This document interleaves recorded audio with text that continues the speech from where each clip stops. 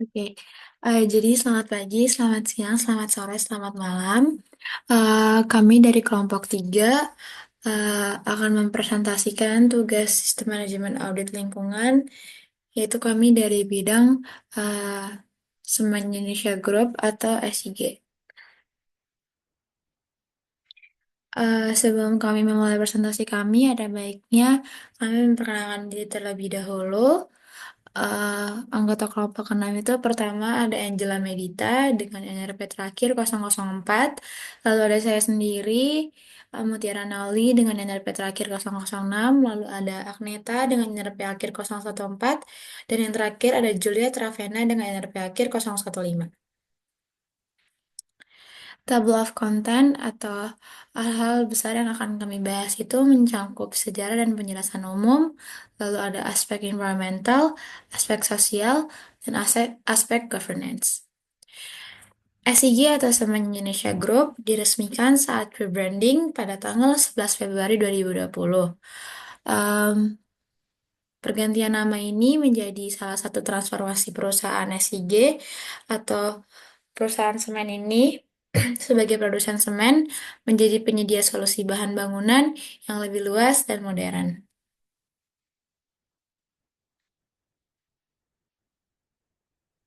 Pertama, kami akan membahas prinsip ESG atau Environmental, Social, dan Governance atau ESG. Adalah standar perusahaan dalam melaksanakan praktik dalam isu-isu lingkungan, sosial, dan tata kelola. Prinsip ESG menjadi tolak ukur penilaian terhadap etika perusahaan agar tercipta keseimbangan antara keuntungan bisnis dengan tanggung jawab sosial dan lingkungan serta dapat membantu perusahaan dalam mengidentifikasi dan mengolah resiko. Aspek pertama yaitu environmental atau lingkungan berfokus pada mengevaluasi operasional perusahaan atau bisnis dalam mempengaruhi lingkungan. Yang kedua itu ada sosial, di mana aspek ini meneliti perusahaan atau bisnis dalam memperlakukan individu, termasuk aspek hak asasi manusia, keragaman karyawan, dan standar ketenaga kerjaan. Lalu yang terakhir ada aspek governance, atau aspek yang akan meninjau bagaimana perusahaan tersebut dapat mengolah dirinya sendiri. Yang pertama itu standar dari sejarah dari SIG. Jadi PT Semen Indonesia Persero Tbk adalah perusahaan milik negara BUMN yang dikenal sebelumnya dengan nama PT Semen Gresik dan menjadi PT Semen Indonesia pada tahun 2012 sebagai upaya integrasi yang mencerminkan transformasi perusahaan menjadi penyedia solusi bahan bangunan dan memiliki merek-merek seperti semen Padang, semen Gresik, dan semen Torasa dan juga jenis-jenis semen yang lain. Visi dari SIG sendiri itu menjadi perusahaan penyedia solusi bahan bangunan terdepan di tingkat regional dengan fokus pada inovasi, keberlanjutan, dan kepuasan pelanggan. Lalu ada misi, yaitu yang pertama berorientasi pada kepuasan pelanggan dalam setiap inisiatif bisnis, lalu menerapkan standar terbaik untuk menjamin kualitas, lalu fokus menciptakan perlindungan lingkungan dan tanggung jawab sosial yang berkelanjutan, lalu memberikan nilai tambah terbaik untuk seluruh pemangku kepentingan atau stakeholders, dan menjadikan sumber daya manusia sebagai pusat pengembang perusahaan. ESG rating untuk perusahaan ESG di tahun 2023 itu ada di angka 22,9 atau medium risk. Angka ini mengalami peningkatan dari tahun sebelumnya atau tahun 2022. Karena di tahun 2022 ESG rating dari perusahaan ESG itu ada di kategori high risk. Selanjutnya ini ada beberapa poin-poin besar dari target atau ketercapaian ESG di tahun 2022 sampai 2023. Yang pertama, ESG berkomitmen pada dekarbonasi industri semen melalui target penurunan emisi karbon jadi 520 kg COD per ton semen pada 2032, pemanfaatan bahan bakar alternatif dari limbah industri dan rumah tangga atau CO processing, lalu ada pengolahan air, keanekaragaman hayati, dan prinsip ekonomi sirkular. Ketiga hal ini itu masuk ke dalam penguatan sistem lingkungan yang berbasis pada ISO 14001 tahun 2015. Hal-hal ini juga Masuk ke dalam ISO 14001 di beberapa poin penting di klause 6, klause 8, dan klause 10 yang masing-masing dari topik klausenya sendiri sudah tertulis di layar. Selanjutnya itu ada pemberdayaan sosial dan keterlibatan pemangku kepentingan, yaitu di aspek sosial, di mana ESG menjalankan program Creating Shared Value atau CSF dengan yang pertama mendirikan PT Small bersama 6 BUMDes untuk aktivitas logistik dan distribusi rembah. Lalu ada kolaborasi dengan kelompok pengolah sampah Barowani untuk ekonomi lokal dan lingkungan.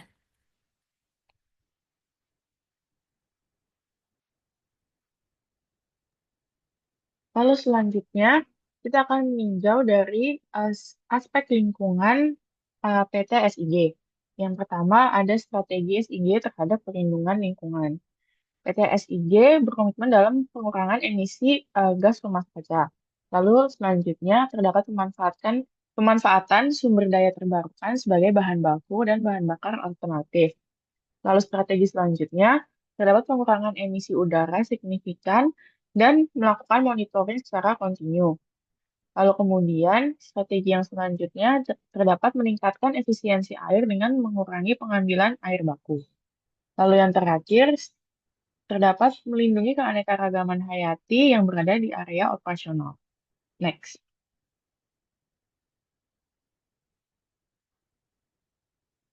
Lalu, kita akan meninjau kinerja aspek lingkungan PT SIG pada tahun 2022. Yang pertama, berhasil menurunkan emisi sesuai roadmap keberlanjutan yang telah ditetapkan. Hal ini dicapai melalui peningkatan thermal substitution rate yang mencapai 7,2% pada tahun 2022, meningkat 1,7% dibandingkan tahun sebelumnya, dan penurunan clinker factor yang mencapai 69,2%, turun 1% dibandingkan tahun sebelumnya. Lalu, yang kedua, melaksanakan efisiensi energi. Perseroan juga melakukan efisiensi energi sebagai dasar perhitungan emisi melalui beberapa kegiatan seperti penurunan faktor terak, efisiensi energi listrik, dan optimasi WHRPG. Lalu yang terakhir, melaksanakan konservasi terhadap flora dan fauna yang memiliki kearifan lokal. Hal ini bisa dilihat dari konservasi ikan bilih di Sumatera Barat dan konservasi tanaman endemik serta lokasi beserta gua purbakala yang berada di Taman Hayati dan Geopark Bulu Sipong di Tonasa, Sulawesi Selatan. Next. Lalu selanjutnya, terdapat kinerja aspek lingkungan PT SIG pada tahun 2023. Yang pertama, berhasil menurunkan angka intensitas emisi GRK cakupan 1 menjadi 585 kg CO2 per ton semen ekuivalen. Keberhasilan untuk menekan intensitas emisi GRK cakupan 1 ini dilakukan dengan inisiatif menurunkan rasio clinker, meningkatkan thermal substitution rate, dan melakukan efisiensi spesifik thermal energy consumption. Lalu yang kedua, terdapat meningkatkan substitusi penggunaan bahan bakar fosil. Di tahun 2023, SIG berhasil meningkatkan TSR antara lainnya dengan cara memanfaatkan alternative fuels berupa biomasa dan refuse derived fuel atau RDF dan limbah industri. Lalu selanjutnya, terdapat pengelolaan limbah padat perkotaan sebagai pengganti batu bara. Dan yang terakhir, PT SIG bekerja sama dengan komunitas sekitar untuk menggalakkan penanaman tanaman kaliandra merah sebagai tanaman energi. Next. Lalu selanjutnya cek aspek lingkungan PT SIG. Belum semua eh, belum semua target dari aspek lingkungan PT SIG ini tercapai akibat masih mengalami peningkatan konsumsi air dari tahun sebelumnya dan penggunaan listrik dari sebelumnya. Walaupun begitu, terdapat peningkatan dalam pengurangan limbah dan pengurangan emisi dari tahun-tahun sebelumnya. Next. Lalu, action yang dapat dilakukan oleh PT SIJ untuk kedepannya adalah yang pertama, inovasi pengembangan energi hijau untuk mengurangi penggunaan listrik yang berlebihan dan meningkatkan efisiensi air dengan mengurangi pengambilan air baku. Next.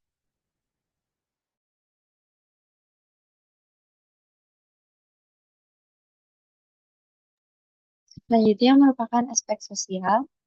PT Semen Indonesia merupakan perusahaan dengan jumlah karyawan 10.174 orang yang terdiri atas 90% laki-laki dan 10% perempuan.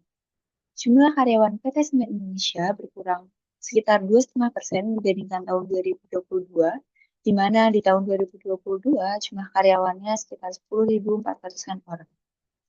PT Semen Indonesia memberikan pelatihan kepada karyawannya hingga rata-rata jam pelatihan yang diterima oleh karyawan sebanyak 348,03 jam dalam satu tahunnya. Next.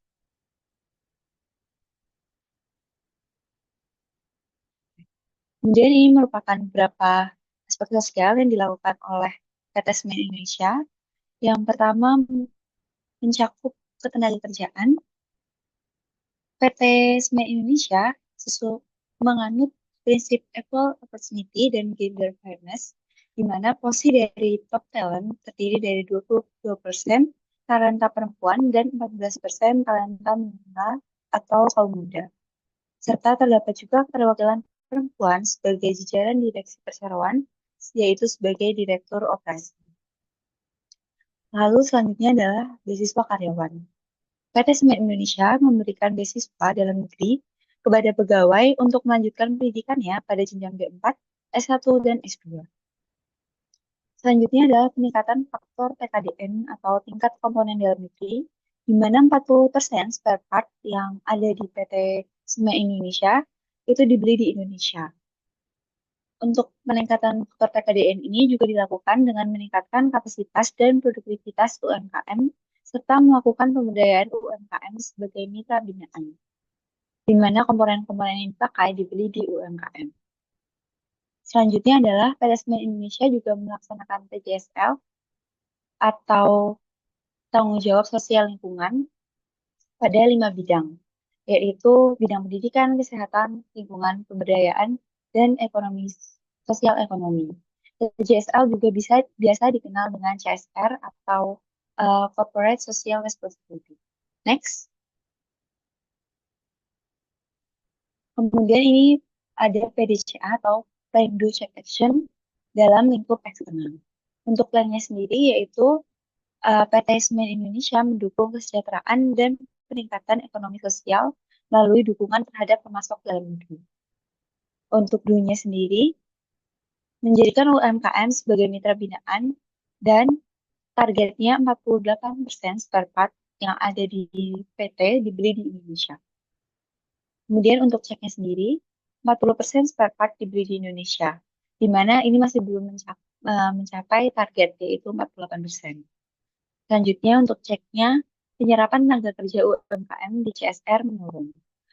Lalu untuk program pemberdayaan mampu membina 5 kali lipat jumlah binaan dibandingkan tahun sebelumnya, yaitu untuk jumlah binaan UMKM di tahun 2023 sebanyak 600-an, sedangkan di tahun sebelumnya hanya 80-an.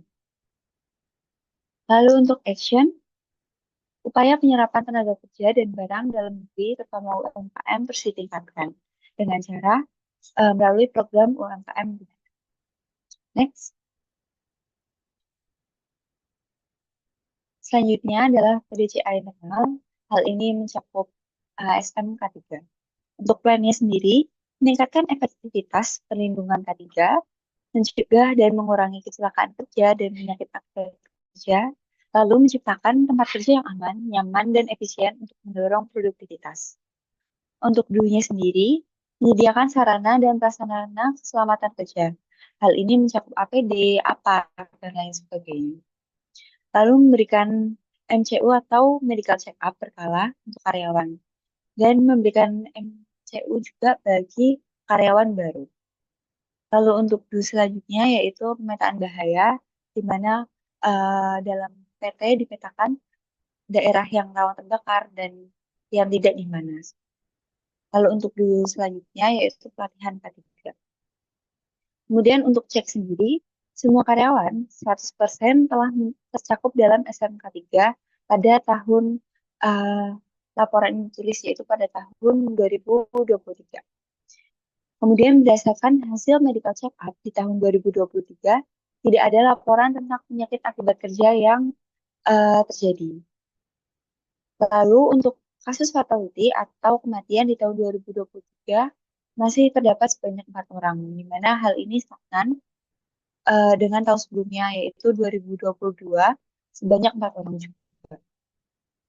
Kemudian untuk action, untuk PT Semen Indonesia melakukan continuous improvement di bidang SMK 3 dengan cara mengadakan internalisasi budaya K3 pada saat bulan K3 nasional. Hal ini dilakukan dengan mengadakan seminar melalui em, mengenai K3, kemudian mengadakan pelatihan mengenai K3, dan lain sebagainya. Next. Untuk aspek governance sendiri itu apa sih? Aspek yang mencangkup struktur pengambilan keputusan, kebijakan internal, sistem pengawasan, etika bisnis, manajemen risiko, dan keterlibatan pemangku kepentingan dalam suatu perusahaan. Mengapa aspek governance ini penting? Untuk menjaga integritas perusahaan, menghindari praktis bisnis yang tidak etis, menjamin kelangsungan jangka panjang, meningkatkan kepercayaan investor, publik, dan pemerintah. Next. Komitmen sendiri itu ada 4. Pertama, penerapan tata kelola yang baik atau Good Corporate Governance atau GCG. Kedua, pembentukan komite sustainability untuk mengawasi dan mengarahkan kebijakan keberlanjutan. Ketiga, business development untuk mengungkapkan kekayaan penyelenggara negara atau LHKPN untuk menunjukkan keseriusan dalam etika dan integritas. Terakhir ada marketing planning. SIG secara konsisten mempublikasikan laporan keberlanjutan sejak tahun 2016 hingga sekarang, jauh sebelum menjadi kewajiban hukum. Next. Untuk implementasinya sendiri itu, pertama ada struktur governance yang terstandar, yaitu penanggung jawab keberlanjutan berada di bawah pengawasan Dewan Komisaris dan Direksi. Kedua, pelibatan pemangku kepentingan dalam proses penetapan topik material, menunjukkan prinsip keterbukaan dan akuntabilitas. Ketiga, implementasi kode etik dan pelatihan keberlanjutan bagi karyawan serta evaluasi kinerja direksi dan komisaris. Next. Untuk PDCA-nya sendiri, itu adanya plan, perencana, strategi, dan struktur tata kelola keberlanjutan yang mengarah pada integritas, akuntabilitas, dan keberlanjutan. Implementasinya sendiri itu ada penyusunan Sustainability Roadmap (SIG) pada tahun 2030, penetapan prinsip GCG, pembentukan komite sustainability. Dunia sendiri itu implementasi kebijakan dan sistem tata kelola melalui unit kerja, pelatihan, dan prosedur kepatuhan. Untuk implementasinya sendiri itu pelaksanaan kode etik dan pelatihan etika, penerapan sistem anti korupsi dan pelaporan LHKPN, penerapan CMS, Kontraktor Safety Management System di seluruh kontraktor. Cek, evaluasi, dan pengawasan terhadap kinerja tata kelola secara berkala, termasuk keterlibatan pihak independen. Implementasinya sendiri itu adanya audit internal dan eksternal keberlanjutan, evaluasi kinerja Dewan Komisaris dan Direksi, verifikasi laporan oleh pihak independen, dan penilaian ESG oleh Sustainalytics and MSCI. Terakhir, action, tindak lanjut dan penyempurnaan kebijakan governance berdasarkan hasil evaluasi dan masukan pemangku kepentingan. Implementasinya sendiri itu penyesuaian kebijakan keberlanjutan tahunan, penyempurnaan struktur pelaporan ESG, penambahan ruang pelibatan stakeholder eksternal, dan penguatan pelatihan SDM. Next.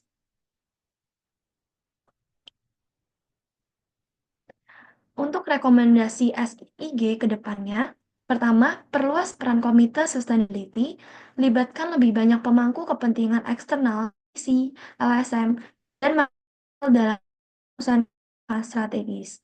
Kedua, penguatan sistem digital tata kelola, meningkatkan transparansi dengan pelaporan ESG secara real-time melalui dashboard daring.